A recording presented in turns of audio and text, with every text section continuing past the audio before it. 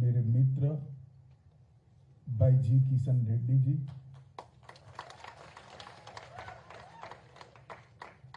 श्री अर्जुन राम मेघवाल जी,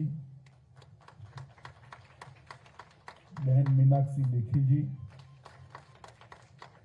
श्री भगवंत खुबा जी, सांस्कृतिक मंत्रालय के सचिव श्री गोविंद मोहन जी, और इस सभागार में और दूरदर्शन के माध्यम से इस कार्यक्रम को देखते हुए सभी तेलंगाना राज्य के नागरिक भाइयों बहनों को मेरी बहुत बहुत शुभकामनाएं।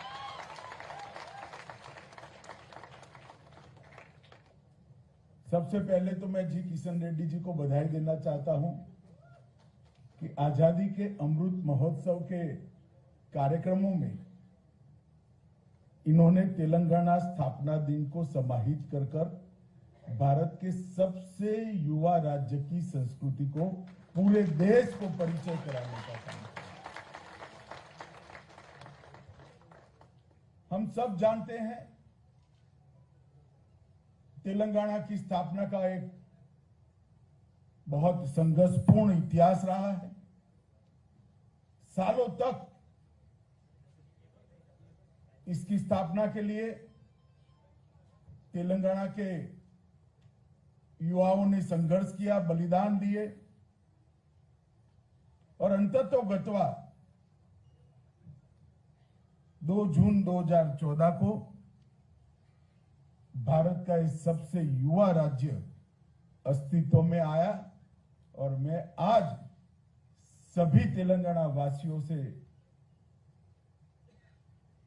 शुभकामनाएं देना चाहता हूं कि तेलंगाना की संस्कृति, साहित्य, संगीत, वेशभूषा और परंपरा हजारों सालों तक इसी तरह भारत माता का मुकुटमणि बनकर भारत माता के मस्तक पर रखती है। हमारे यहां भारत की कल्पना जो भारत को नहीं समझ सकते वो कभी कर नहीं सकते। हमारे यहां हर राज्य की संस्कृति है, हर राज्य की भाषा है, हर राज्य की वेशभूषा है, हर राज्य का खान पान है। और मैं ऐसा सौभाग्यशाली व्यक्ति हूं, मुझे भारतीय जनता पार्टी ने राष्ट्रीय अध्यक्ष बनाया था। मैं देश भर के सभी जिलों में प्रवास करने वाला व्यक्ति हूं। मैंने इसको बहुत नजदीक से देखा है। सब कुछ अलग होने के बावजूद सबकी आत्मा एक है, और वही आत्मा भारत को जोड़कर रखती है। और भारत ने बड़ी खूबसूरती के साथ विविधता में एकता का ये मंत्र आत्मसात कर सांस्कृतिक एकता से भारत की एकात्मता का रास्ता हमने तय किया है। और आज तेलंगाना भी भारत के सबसे युवा राज्य के रूप में दिन दूनी रात चौगुनी प्रगति करे, ऐसी मैं शुभकामनाएं देना चाहता हूं। मित्रों,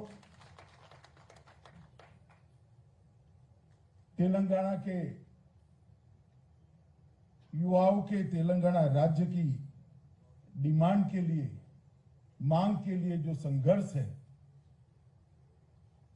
उसकी बात मैं नहीं करूंगा तो मेरी बात अधूरी मानी जाएगी। सालों तक तेलंगाना राज्य की मांग होती रही। 1200 से ज्यादा युवाओं ने अपने जीवन का बलिदान दिया। मैं आज वो सभी युवाओं को मनपूर्वक श्रद्धांजलि देकर मेरी बात की शुरुआत करना चाहता हूं।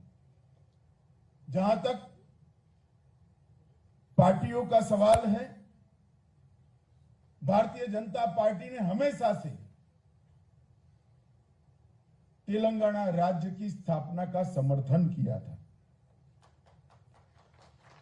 और 2004 में वादा करने के बाद भी 2004 से 2014 तक तेलंगाना की मांग को ठुकराया गया। जब चुनाव मुहाने पर आए तब लगा कि जनता का गुस्सा चुनाव में झेल नहीं पाएंगे, तब जाकर 2014 में तेलंगाना राज्य की रचना की। मगर उसमें भी काम करने की पद्धति और विचार दोनों प्रदर्शित होते हैं। अटल जी ने भी छत्तीसगढ़ बनाया, उत्तराखंड बनाया, झारखंड बनाया। उनके समय में ही उत्तर प्रदेश, मध्य प्रदेश और बिहार का बंटवारा हुआ, 3 राज्य बने। कहीं पर भी कोई झगड़ा नहीं हुआ, ना आज भी कोई विवाद है। इन्होंने बंटवारा इस प्रकार से किया कि मन भी अलग हो गए और राज्य के बीच में कटुता की एक बहुत बड़ी खाई कर दी। मैं आज इस मौके पर सभी को कहना चाहता हूं कि हम इससे बाहर आए और पूरे देश की एकता और अखंडता को तेलंगाना के विकास के माध्यम से भारत का विकास, इस सूत्र को आत्मसात करते हुए एक महान तेलंगाना की रचना करने के लिए हम सब अपने आप को समर्पित करें। तेलंगाना क्षेत्र के अल्लूरी सीताराम राजू, रामजी गौड़, कोमाराम भीम, ये सब लोगों ने तेलंगाना देश और निजाम से छुटकारा पाने के लिए ढेर सारा संघर्ष करा। इसमें स्वामी रामानंद तीर्थ हो, पंडित नरेंद्र हो, सुरावरम प्रताप रेड्डी हो, कवि दशरथी हो, रंगाचार्य गोविंद भाई श्रॉफ हो या हमारे पूर्व प्रधानमंत्री नरसिम्हा राव हो, इस सबने देश की स्वतंत्रता के लिए और निजाम से तेलंगाना को मुक्ति कराने के लिए ढेर सारा संघर्ष किया। आज मैं उनको भी याद करना चाहता हूं। हम सब, पूरा देश ऋणी है सरदार वल्लभ भाई पटेल का। अगर सरदार पटेल न होते, उनका वो पुलिस एक्शन न होता, तो शायद भारत का नक्शा ऐसा न होता। निजाम के जुल्मी शासन से मुक्ति दिलाने के लिए न केवल तेलंगाना, कर्नाटक और महाराष्ट्र के निजाम राज के क्षेत्रों, मगर पूरा देश आज सरदार पटेल का ऋणी है कि उन्होंने निजाम के शासन से मुक्ति दिलाई। मुझे अफसोस है आज भी तेलंगाना विमोचन दिन, हैदराबाद विमोचन दिन मनाया नहीं जाता है। खैर, भविष्य में शासन बदलने वाला है, हम जरूर मनाएंगे। हमें इसमें कोई संकोच नहीं है। एक ऐसा पराक्रम देश के प्रथम गृह मंत्री ने किया था। हर साल उसको याद कर कर वो जुल्मी शासन से हमें निपटारा दिलाने वाले वो महान व्यक्ति को श्रद्धांजलि देनी चाहिए। और इसमें किसी को भी संदेह भी नहीं होना चाहिए और किसी को संकोच भी नहीं हो। तेलंगाना की संस्कृति, नृत्य, संगीत, इतिहास, वेशभूषा और खान पान, वो समग्र भारत की संस्कृति के लिए बहुत गौरवप्रद है। अनेक ऐसे तीर्थ है जो समग्र भारत के लिए आकर्षण का केंद्र है।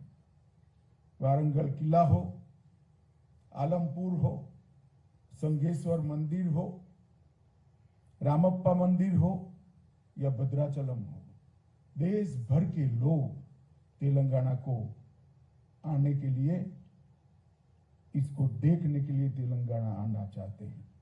अनेक प्रभावी और सैकड़ों सालों तक प्रभाव छोड़ने वाले चौलुक्य, काकतीय, सतवाहन, वाकाटक, अनेक राजवंशों ने बड़े बड़े साम्राज्य यहां पर स्थापित किए। तेलुगु संस्कृति को प्रस्थापित करने का काम किया और एक ऐसे इतिहास की रचना की जो सालों तक तेलंगाना क्षेत्र को गौरव दिलाता रहे। आज तेलंगाना राज्य की स्थापना हो गई है। भाई किशन ने 8 साल में क्या क्या होना चाहिए था और क्या नहीं हुआ इसकी डिटेल बात करी है। परंतु मैं आप सबको एक बात निश्चित कहना चाहता हूं, केंद्र में नरेंद्र मोदी जी के नेतृत्व में भारतीय जनता पार्टी की सरकार है। हम राज्य और केंद्र के रिश्ते को रिलीजियसली निभाते हैं। हमने कभी भी ऐसा नहीं सोचा किस राज्य में हमारी सरकार है, किस राज्य में नहीं है। किसी भी राज्य के लिए हमने सौतेला व्यवहार नहीं किया है। कोई भी राज्य का मुख्यमंत्री अगर दिल्ली में आता है तो उसका पूरा सम्मान हम करते हैं और हर राज्य के विकास के लिए मोदी जी के नेतृत्व में हम अनेक विध कामों की शुरुआत करते हैं और हम वो सूत्र में विश्वास करते हैं कि राज्यों के विकास से ही देश का विकास हो सकता है। और इसी सूत्र के अनुरूप मैं आज थोड़ा हिसाब भी देना चाहता हूं, क्योंकि मुझे मालूम है बहुत अपप्रचार हो रहा है कि तेलंगाना के साथ अन्याय हो रहा है। मैं अभी हैदराबाद गया था, वहां कहकर आया था। मैं फिर से आज कहना चाहता हूं कि 2014-15 से 2021-22 तक 2,52,202 करोड़ रुपया नरेंद्र मोदी जी ने तेलंगाना के विकास के लिए खर्च किया। मैं फिर से रिपीट करना चाहूंगा, 2,52,202 करोड़ रुपीस। अब कैसे झुठला सकते हो? मेरे पास इसका आना पाई का हिसाब है। अगर आप समय पर कुछ योजनाओं को रिस्पॉन्ड करते तो 2,52,000 करोड़ का एक आंकड़ा है, वो 3.5 लाख करोड़ को पार कर जाता, मगर आपने सहयोग नहीं किया है। ढेर सारे अलग अलग हेड्स के नीचे पैसा भेजा है। 9 बैकवर्ड डिस्ट्रिक्ट के लिए 1800 करोड़ रुपया, डिस्ट्रिक्ट मिनरल फंड में से ट्राइबल जिलों के विकास के लिए 3300 करोड़ रुपया। किशन भाई ने कहा रामागुंडम फर्टिलाइजर फैक्ट्री के लिए 6400 करोड़ रुपया, एम्स तेलंगाना के लिए 1200 करोड़ रुपया, ईएसआईसी मेडिकल हॉस्पिटल सनत नगर और 1200 करोड़ रुपया, जल जीवन मिशन के तहत 2500 करोड़ रुपया, पिछड़ा वर्ग ओबीसी और एसटी एससी के कल्याण के लिए 2500 करोड़ रुपया, हैदराबाद में एनआईपीआर के लिए 300 करोड़ रुपया, 52 लाख लाभार्थियों को मुद्रा लोन के लिए 43,000 करोड़ रुपीस, अमृत योजना के तहत 8,000 करोड़ रुपया, उज्जवल डिस्कॉम इंश्योरेंस योजना में 6100 करोड़ रुपया, हैदराबाद मेट्रो के लिए 661 करोड़ रुपया, रेलवेज के लिए 31,281 करोड़ रुपया, रीजनल रिंग रोड के लिए 8,000 करोड़ रुपया, सर्व शिक्षा अभियान के लिए 1,300 करोड़ रुपया, मुख्यमंत्री साहब, ये सूची इतनी लंबी है कि मैं पढ़ने जाऊंगा तो फिर से चुनाव का काउंटिंग आ जाएगा, मगर सूची मेरी खत्म नहीं। मेरा एक ही निवेदन है मुख्यमंत्री जी से कि आप थोड़ा तेलंगाना की जनता को सच बता दीजिए बस, और कभी कभी सच बोलना भी चाहिए। हमेशा बोलना जरूरी नहीं, मगर कभी कभी तो बोलना चाहिए। तो मित्रों, मैं रिकॉर्ड पर कहकर आया हूं और आज फिर से रिपीट करना चाहता हूं, तेलंगाना की जनता के लिए, कभी हमने हमारे शासन नहीं है ऐसे राज्यों के साथ सौतेला व्यवहार नहीं किया है। नरेंद्र मोदी जी मन से मानते हैं कि राज्यों के विकास से ही देश का विकास है। आजादी के अमृत महोत्सव का वर्ष है। मोदी जी के नेतृत्व में पूरा देश आजादी का अमृत महोत्सव मना रहा है। तेलंगाना राज्य में से जितना चाहिए इतना सहयोग हमें नहीं मिल रहा। अरे भाई, आजादी का अमृत महोत्सव कोई भारतीय जनता पार्टी का कार्यक्रम नहीं है।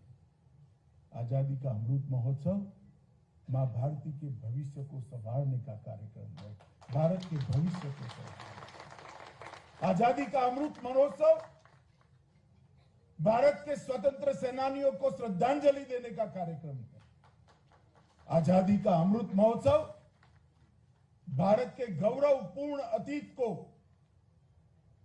जिस पर पूरा दुनिया गर्व कर सके, ऐसे हमारे पास्ट को सलाम करने का महोत्सव है। और आजादी का अमृत महोत्सव आने वाली जब आज देश की शताब्दी मनाई जाएगी, तब भारत कैसा होगा इसका संकल्प लेने का महोत्सव है। इसमें आप कैसे दूर रह सकते हैं। खैर, मैं तो बहुत बहुत धन्यवाद करना चाहूंगा किशन भाई का कि आपने आजादी के अमृत महोत्सव के तहत ही ये कार्यक्रम कर कम से कम तेलंगाना के नाम पर भी एक अच्छा कार्यक्रम आजादी के अमृत महोत्सव में हो गया, इतना करा है। मित्रों, भारत का हर राज्य द्रुत गति से, स्पीड के साथ डेवलप हो, विकास करे, और ये सब राज्यों के विकास कोई समांतर नहीं है, पैरेलल नहीं होने वाले हैं। ये सब राज्यों के विकास अलग अलग रास्ते से मिलकर भारत के विकास का नेशनल हाईवे बनाकर भारत माता को विश्व में सर्वोच्च स्थान पर बिठाने का काम कर रहे हैं। अब तेलंगाना स्थापना दिन के दिन मैं फिर से एक बार दुनिया भर में बसे हुए तेलंगाना राज्य के सभी भाई बहनों को 8वें स्थापना दिन का बहुत बहुत मन से शुभकामनाएं देता हूं। और मैं ईश्वर से यही प्रार्थना करता हूं कि हमारा तेलंगाना दिन दूनी रात चौगुनी प्रगति करे और सभी ऊंचाइयों को हासिल करे। फिर से एक बार सभी को बहुत बहुत शुभकामनाएं। धन्यवाद। एक बार सभी कर